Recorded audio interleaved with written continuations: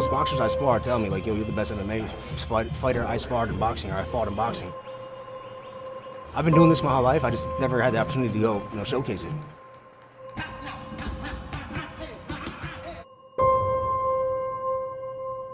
You know, him as a world champion, he has the mentality, he has the great attitude, you know what I mean? He's a world champ, he's been a world champ 2 times, you know what I mean? So it's just a different discipline, but your attitude, your mentality has to remain the same. Today we are at Capatillo Boxing Gym in Las Vegas, Nevada, man, my new hometown. The talent that comes through here, man. It's every day it's a war in the gym with top level talent, so surrounding myself with greatness, man. You know what, the first thing that I see was his work ethic, his discipline. He's willing to learn. That's something that I really love from him, you know? That's why he's a 2-time world champion. The difference of boxing and MMA is the science behind it. MMA, you can get away with a lot of stuff.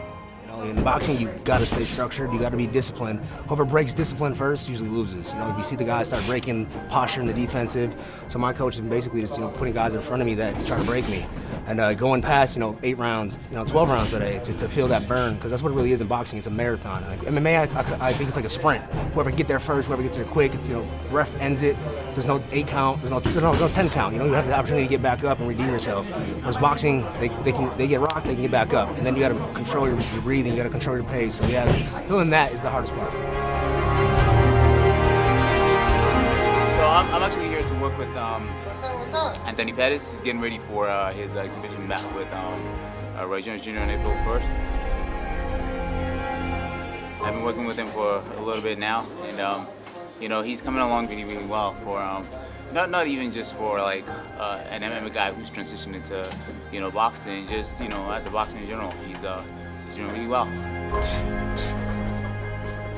You kind of get, you start to get complacent in certain ways that you do not realize exist because you're used to certain patterns, certain movements. So, like, he offers a different variety, and overall, these make my game better as well.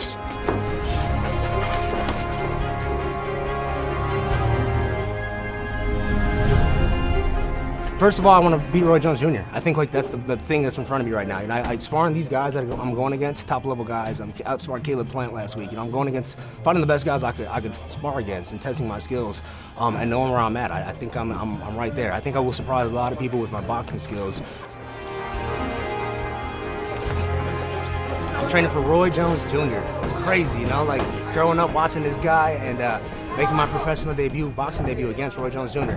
I love that stuff. That stuff right there, gets me excited. And everybody's like, yo, he's 55 years old, but he has 20 years of 30 years of boxing experience. That's you can't find that anywhere. For me to get that experience is just it's a plus. And I know I wanted to transition to boxing before my career is said and done. I've been watching boxing my whole life.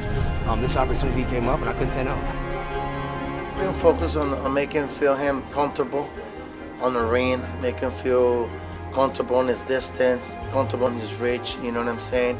But still, we gotta stay alert. We can't be overconfident, not 1% overconfidence, you know what I mean? Stay sharp, and like I said, just look for the best version of the champion.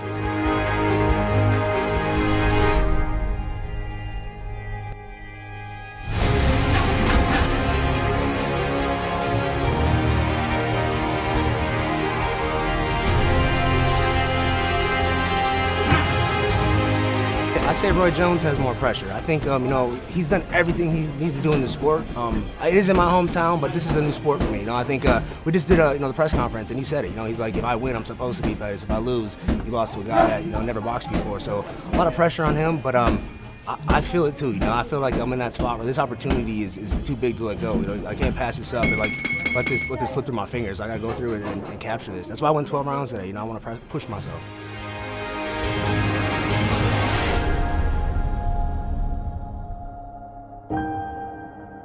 My homecoming, man, and against Roy Jones Jr. in a boxing ring, I couldn't ask for a better life. I don't pray no more for wins. I just pray for my best performance. I want to go out there. I had a healthy training camp. May the best man win.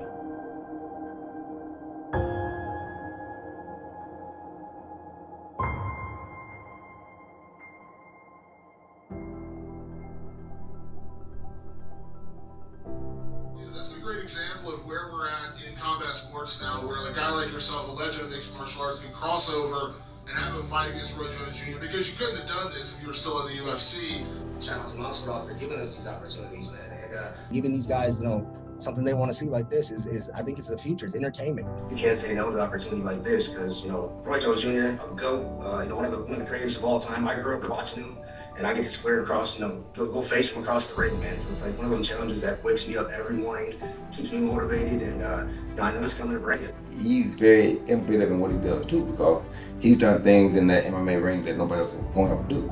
And for me to get the opportunity to face somebody who has that same type of creative mind in their own sport, respective sport, as I have in boxing, it's like, wait a minute, should you say no to this? And I'm like, I want to say no, but it's Dean, it's Gamebred, it's like, it's Milwaukee. Have you ever fought in Milwaukee before? No.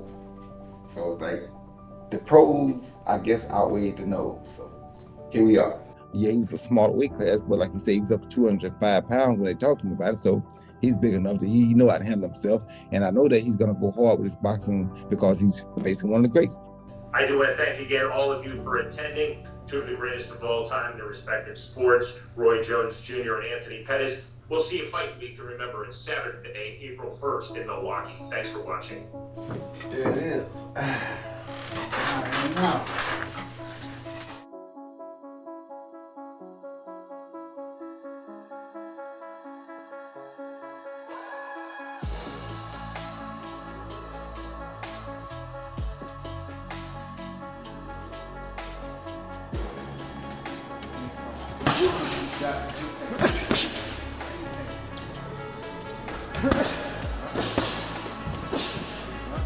The youngsters, they better put on you.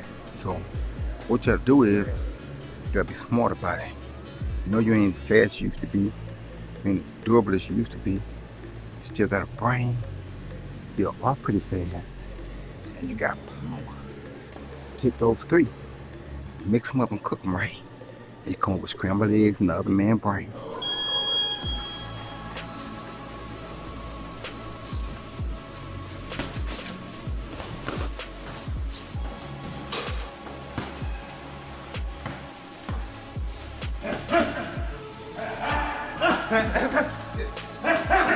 Old school. Wartime. Wartime. Quick that is. If you hit that, you hit.